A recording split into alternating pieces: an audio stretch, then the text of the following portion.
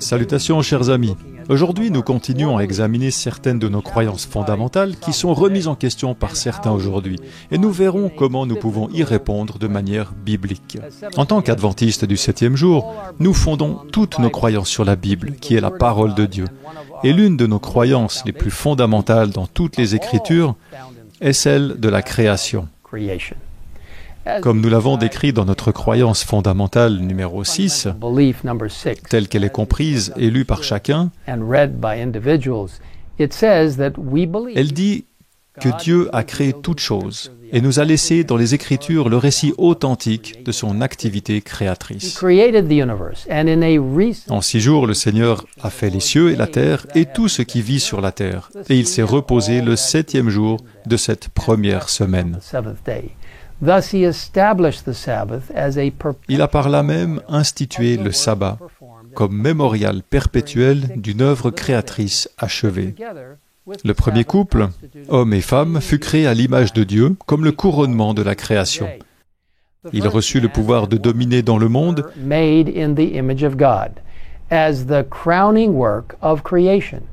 et fut chargé d'en prendre soin.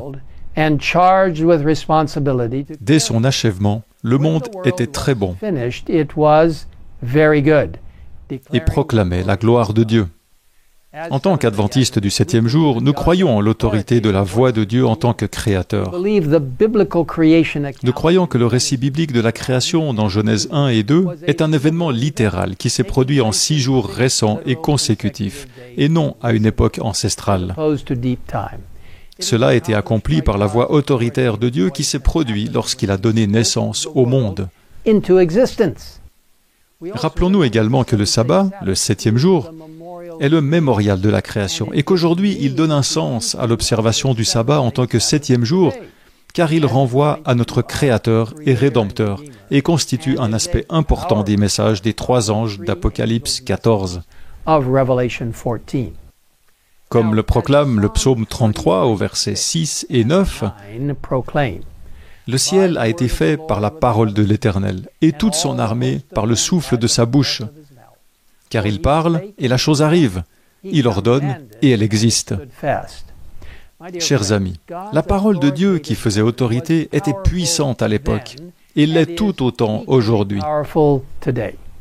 Nous avons sa parole écrite, et nous avons le récit de la parole faite chair en Jésus-Christ, qui affirme la puissance créatrice de la Trinité de créer et recréer. Cette conviction est importante parce qu'elle a également un impact sur notre foi dans le processus de salut par la justice du Christ, tant dans la justification que dans la sanctification, processus selon lequel Dieu peut recréer quelque chose de nouveau dans le cœur de chaque être humain. Sans cette foi inhérente au pouvoir de Dieu, ni les origines, ni l'avenir n'ont de sens réel. En ce qui concerne les origines, le puissant livre d'inspiration céleste, Patriarches et Prophètes, et j'espère que vous le connaissez et que vous l'avez lu, dans ce livre, il est dit « La prétention d'après laquelle les événements de la première semaine auraient exigé des milliers et des milliers d'années sape donc par la base le 4e commandement du Décalogue. On veut que le Créateur ait ordonné aux hommes une semaine de jours littéraux en mémoire de périodes interminables. Dieu n'agit pas de cette manière envers ses créatures.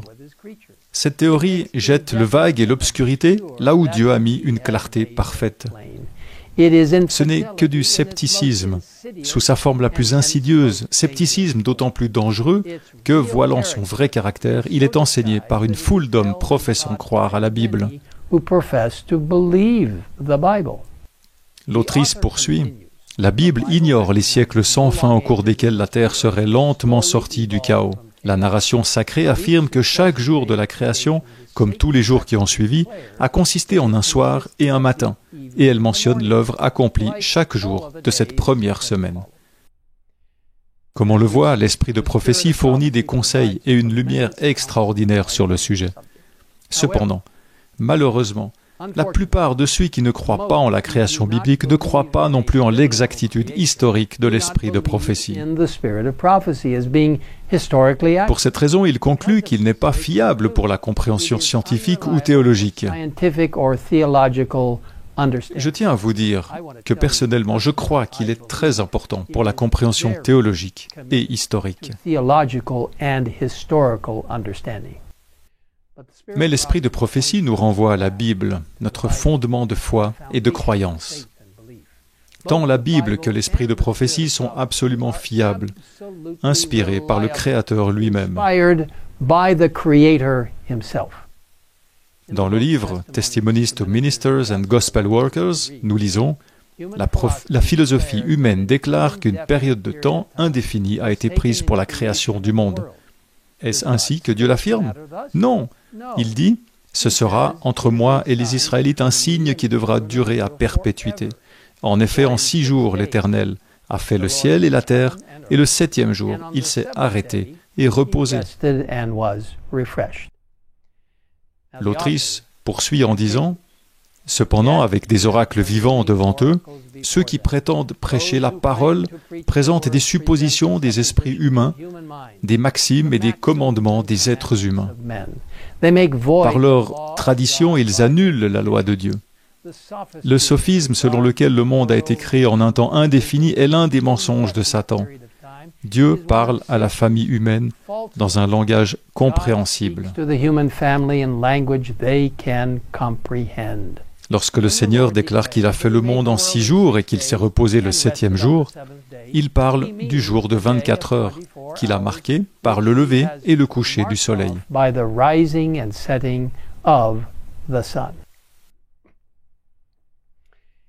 Mes amis, comment pourrait-on être plus clair? Les adventistes du 7e jour du monde entier croient en la création de ce monde en 6 jours littéraux, le 7e jour étant le mémorial de la création, et nous le proclamons avec la puissance du Saint-Esprit. En fait, les adventistes du 7e jour sont l'une des dernières églises à croire en une création littérale par la voix autoritaire de Dieu. Si une personne n'accepte pas la compréhension récente de la création en 6 jours, elle n'est pas un adventiste du 7e jour, car le sabbat, en tant que 7e jour, n'aurait plus de sens historiquement et théologiquement. Et la plupart de nos doctrines fondées sur la Bible et centrées sur le Christ et sa voix autoritaire n'auraient plus de sens non plus.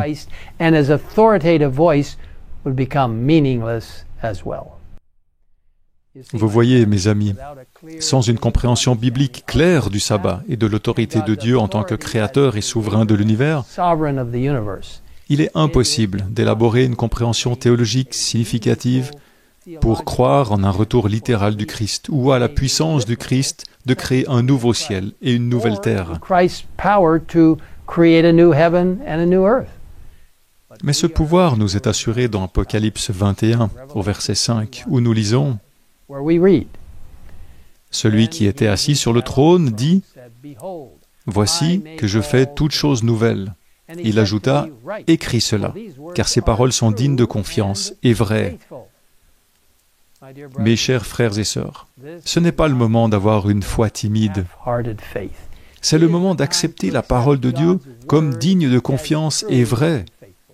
C'est le moment d'implorer le Seigneur pour un véritable réveil et une réforme conduisant à la pluie de l'arrière-saison du Saint-Esprit et à la pleine acceptation de la voix autoritaire de Dieu. Une voix enregistrée dans Genèse 1 avec les mots puissants « qu'il y ait » et « ce fut ». Cette voix résonne tout au long des Écritures et se termine par l'appel retentissant d'Apocalypse 22 qui proclame à 3 reprises « Je viens bientôt ». La voix autoritaire de Dieu est réelle et aujourd'hui, il nous appelle, vous et moi, à croire en sa parole. Au commencement, Dieu créa le ciel et la terre. Je vous invite maintenant à prier avec moi, alors que nous affirmons la puissance créatrice et autoritaire de Dieu. Cher Père Céleste, merci d'avoir créé cette terre. Merci de nous avoir créés. Merci d'avoir créé le plan du salut pour nous racheter afin que nous puissions vivre avec toi pour l'éternité. Nous te remercions d'avoir donné le sabbat en souvenir de la semaine de 6 jours que tu as récemment créée et que le 7e jour soit la pierre angulaire de cette semaine de création de 6 jours.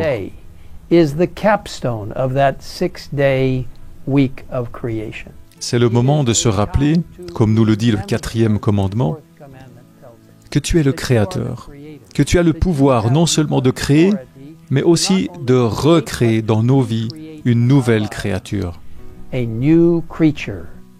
Seigneur, viens maintenant dans nos cœurs.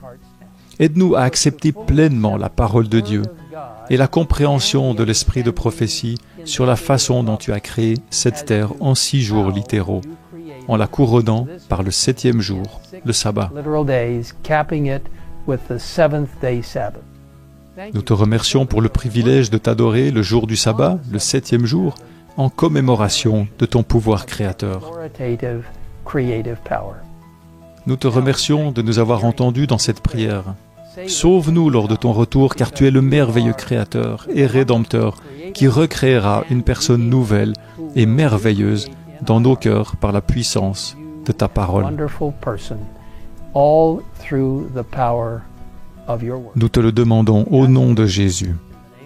Amen. Amen.